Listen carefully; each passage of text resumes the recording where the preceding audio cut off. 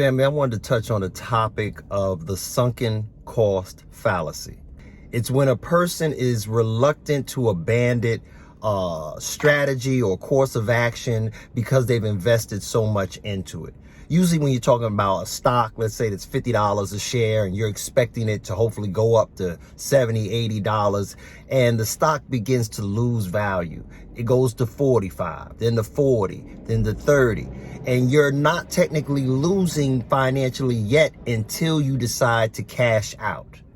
But this also applies in relationships. In relationships, the sunken cost fallacy is also in play.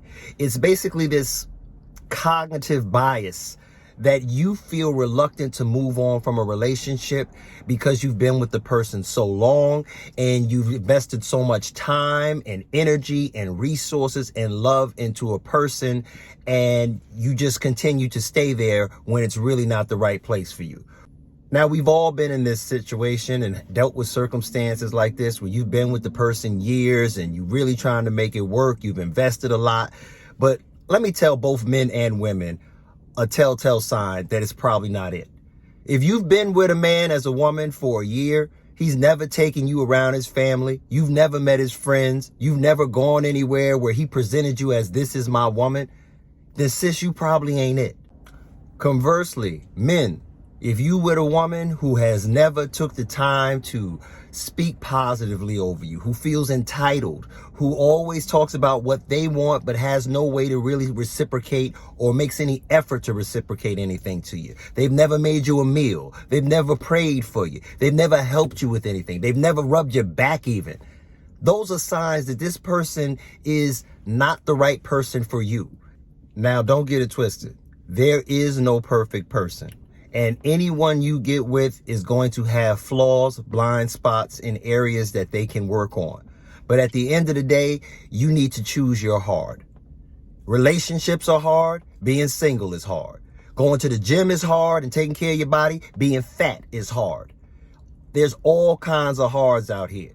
But you need to choose your hard, and you also need to realize when it's time to let certain things go. Sometimes it's relationships, sometimes it's a stock, sometimes it's a career, sometimes it's even family members. See, for men, the most important two things are peace and respect. And if you're not getting that, then you are wasting your time.